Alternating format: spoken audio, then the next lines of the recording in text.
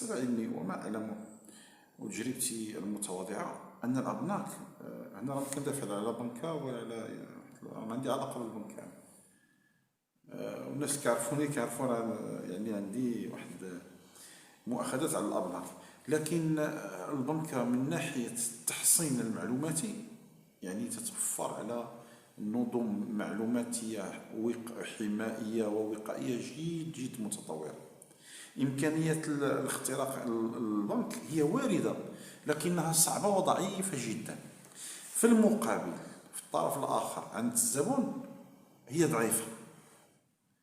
عندما نتحدث عن زبناء الأبناك اللي كيستعملوا لي كارت غيشي والبيمون الكترونيك ويعني والتواصل او الكونسلطاسيون ديال لوغ كونت اترافير لوغ سيبور الكترونيك، ولا سيما لو بورتابل تيليفونيك، سكون ابيل ان تيرم سيانتيفيك لي زورديفون. هنا كيتطرح اشكال. ثقافة خصوصا حنا المغاربة، ثقافتنا داخل المجتمع المغربي في الحماية المعلوماتية وفي الوقاية الإلكترونية لا زالت ضعيفة جدا، إن لم نقل منعدمة. ولا سيما أن بالنسبة لنا أن الاستثمار في لا بروتيكسيون دي دوني ولا لا بروتيكسيون ديال لا بلاتفورم الإلكترونيك ديالنا، بورتابل، اورديناتور، تابليت غير ذلك، تعتبر بالنسبة لي سان برودوي دو ليكس ولا ان برودوي كومبليمونتير وغير ذلك. لكن الاشكال كيوقع ملي كتكون حاط واحد 40,000 درهم او 100,000 درهم او 200,000 درهم او 10,000 درهم او 5,000 درهم، كتجي الصباح تبغي تافيكتوي ان بايمون ما كتلقى والو. هنا كيبان لك على ان الحمايه المعلوماتيه جد مهمه. ماذا يقع؟ الذي يقع هو ان القرصان او المجرم الالكتروني يلجا الى مجموعه من الاساليب للسرقه الالكترونيه ديال خصوصا ديال الاموال في الحسابات وغير ذلك. من بين هذه الاشياء هو ما يسمى الرجل الوسيط، the man in the middle. ما معنى الرجل الوسيط؟ وأن كيجي هذا القرصان هذا وكيستطيع يخترق الجهاز الإلكتروني وكيعرف الميل ديالك، وكيجي الوسط ديال التواصل ما بين الزبون وما بين البنكة، وكيجلس. علميا ما بغيتش نصدعكم بمجموعه ديال الاشياء علميه بذاك الوقت، لكن انا كنحاول نبسط لك. كيجي الوسط ديال لا كومونيكاسيون الكترونيك بين الزبون والبنكة او بين المرسل والمرسل اليه، وكيجلس يستقبل رسائل هذا، يعني رسائل المرسل، وكيدير عليها كوبي وكيكملها كتمشي لعند المرسل اليه، ويستقبل جواب المرسل اليه كيدير عليها كوبي وكيعاود يخليها تكمل لعند المرسل، وبالتالي كيبقاو عنده هو ان كوبي ديال. هنا ماذا يقع؟ اذا كان طرف واحد فيهم غير محمي تكشف الاسرار، وبالتالي كيستطيع ياخذ البيانات التي تمكنه من الولوج. وغالبا في الوضع ديالنا داخل المجتمع المغربي الطرف الذي لا يحمي البلاتفورم الالكترونيك ديالو هو المستعمل، لان ما عندوش ثقافه ديال الحمايه المعلوماتيه، وما عندوش السياسه ديال واخا يكون وضع شي برنامج او شي معادله، يعني فورمول دو بروتيكسيون في البورتابل التليفونيك ديالو ولا سور سون اورديناتور، لكن ما عندوش الثقافه ديال الميزاجور مثلا، ما عندوش الثقافه ديال لو كونترول مثلا وغير ذلك. لكن داخل المؤسسه بنكه او مؤسسه اخرى كاين لو ديبارتمون انفورماتيك، وكاين لو ديبارتمون دو لا سيكوريتي دي سيستيم دانفورماسيون، كتلقى لو بول دانفورماسيون، كتلقى داخل هذه المؤسسه كاين جهاز الخدمه ديالو هي هذه المسائل ديال الوقايه. وبالتالي كيصعب الاختراق ديال هذه المؤسسه. فكاين القرصان او المجرم الالكتروني كيمشي للطرف الضعيف اللي هو الزبون. هذه الاولى ديال the man in the middle، الرجل في الوسط. السيناريو الثاني اللي كيستعمل القرصان كيجي كيستعمل واحد الخدعه، وهي خدعه سي اون روز غرافيك. شنو كيدير؟ كيجي كياخد يعني داك العنوان الالكتروني ديال البنكه اللي كتواصل معك، وما كياخدها وكياخد دوك الاحرف ديالها اللي هما حروف، وكيمشي كيديرهم جرافيك، كيمشي للفوتوشوب او غير يعني كيحول حرف الى ايماج، كيولي عنده اكستنسيون جي بي جي. مثلا عندما نتكلم عن السياش مثلا، جو دي نابورت كوا، السياش ايروباسك السياش بوان اما، كيمشي لديك السي اللي هي كاركتير كيردها ايماج، بيان سور كيصغرها وكيقادوها. هذيك الاي كيردها ايماج، هذيك الاش كيردها ايماج، لايروباسك الات كيردها ايماج، وهكذا. ومن بعد كيجمع هذوك لي زيماج كاملين وكيقادهم مع بعضهم البعض، وكتولي كانها يعني كوم اون فراز، كجمله، لكن هي راه كلها ايماج. صافين.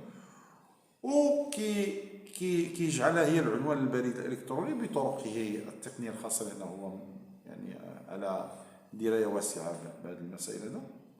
ومن هذاك البريد الالكتروني اللي كيشبه البريد الالكتروني اللي مكتوب بلي كاركتر، هو خلق بريد الكتروني بلي زيماج كيشبه ويتطابق مع البريد الالكتروني اللي مكتوب بلي كاركتر، اللي السياش مثلا كتواصل منه، وكيبعث ليه بواحد الرساله كيطلب منه انه لابد انه يحاول يجاوب على واحد المجموعه ديال الاسئله من اجل الحمايه مثلا ديال، كيعطي واحد سور بريتكست مقنعه اللي من خلالها هذاك الزبون كيجاوب بمعطياته الشخصيه، وكيدخل حتى المود باس ديالو المسائل ديالو، وكيبعثها لهذاك البريد الالكتروني اللي هو لهذا القرصان. البريد الالكتروني هذاك القرصان سور بلاس اون فوا كيتوصل بهذاك البريد الالكتروني وفيه المعطيات الشخصيه وفيه لي كود داكسي، كيمشي مباشره للقرصنه. هذا اسلوب. كاين اسلوب اخر كيتسمى لو فيشينغ.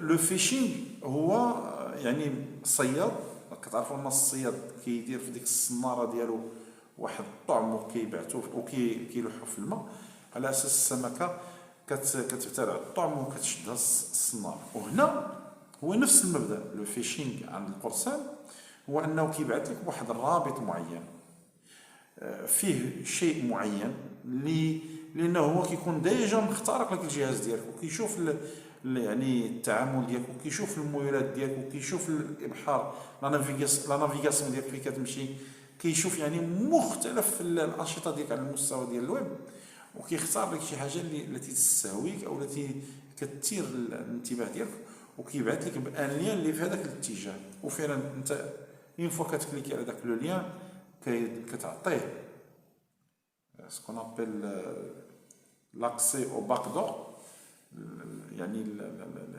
هذوك الابواب الخلفيه اللي كيستطيع هذاك القرصان انه يعمل واحد الثغره في النظم ديال الجهاز ديالك، وكياخذ المعطيات وكيختار. اذا هناك اساليب كثيره ما كاينش الوقت باش نخوض فيها ونديفلوبيها، لكن هي كثيره تستلزم اليوم من جميع الشركاء، سواء كانوا أبناء أو كانت المؤسسة المعنية بحماية المعطيات الشخصية، أو على مستوى المدارس، أو على مستوى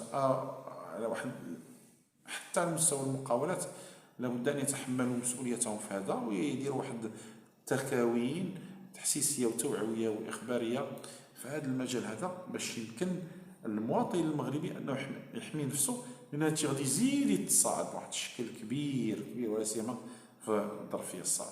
ولهذا انصح الناس باش انهم يعملوا على حمايه لوغ بورطابل اولا، لوغ اورديناتور، وما يبقاوش اللي بغى يدخل للبنكه، اللي بغى يدخل يدير واحد التعامل مالي من خلال البلاتفورم الكترونيك، ما يدخلش من البورتابل تليفونيك، ما يدخلش من لورديفون، يدخل من لورديناتور بيرو، هذاك البورتابل اورديناتور بورتابل او اورديناتور بيرو يدخل ليه، لان كيكون اول كتكون عنده ليزونس ليكرون كبيره، كيشوف كيكونسلتي هذاك، كيدخل لا بلاتفورم الكترونيك ديال لا بنك ويشوف واش كاين واحد الكادنا فير اون او فير ا دروات سور هذيك لا بلاتفورم، سافير كو راه الى كادنا تكون فيرمي، بمعنى ان هذاك لو سيت الي سيكوريزي، وواحد المجموعه ديال الاشياء اللي كتبان لك على الشاشه اللي ديال الاورديناتور، والتي يصعب جدا، ولا سيما الناس اللي كيفوتوا 40 سنه 50 سنه اللي النظر ديالهم كيقلال شويه، كيصعب عليهم ان ثم يعني التقليل من مادام الانسان ما عندوش درايه معلوماتيه قويه، مادام انه ما مشاش دار واحد اعاده تكوين او تكوين في المجال ديال التعامل الالكتروني على مستوى سيرتو على مستوى الحمايه المعلوماتيه، انا افضل ان لا يستعمل هذه المنصات او هذه التطبيقات اللي كتعطيك لاكسي بور كونسلتي لو كونت ديالك ا ديستانس، بور افيكتوي دي بايمون ا ديستانس، بور فير دي ترانسفير دو فون ا ديستانس. انا اعتقد وان كانت الشيء راه ماشي صحيح، ان لو موند الان غادي فيغ لو نوميريك، ولكن في ظل عدم وجود ضمانات سواء معرفيه او قانونيه او يعني حتى على مستوى ديال ما يسمى لو فرينزيك، يعني الطرق ديال التحري الجنائي، يعني بواحد الشكل، لان نعم الاجهزه الامنيه ديالنا عندها القدره العلميه لهذا الشيء، ولكن تخيل معايا يتبيراطا واحد 2 مليون ديال لي كونط مثلا، راه غيوقع ان ديني سيريس، يعني غيولي داك لو ديبي ديال لا دوموند كثر من الكاباسيتي ديكزيكسيون، وبالتالي كتدخل بحال ما عندك والو، بحال ما عندكش هاد الامكانيه العلميه. ولهذا الان التحدي الكبير اللي ممكن نعملوه في ظل هذه الظرفيه وفي ظل هذه المعطيات هو المعرفه، هو التكوين، هو التوعيه والتحسيس من اجل الوقايه والحمايه وحذاري ثم حذاري. وراه البنكه باش نقول لكم، راه نعم مشاو الفلوس ديالكم من البنكه، لكن راه كيفاش مشاو الفلوس، واش مشاو من البورطابل ديالك او مشاو من سرقه داخليه وبيراطاج داخلي؟ هذا هو السؤال اللي خصو يتطرح. واش البنكه كي ايتي بيراتي ولا لو كليون كي ايتي بيراتي، باش لي زيسبري تكالما شويه ويعرف الانسان اش كيدير، يعني باش ما ندخلوش للفوضى وندخلوا نبقاو هكا. فاللي مشات ليه شي حاجه الله يعوضو خير، واللي عنده شي حاجه يحاول يحميها.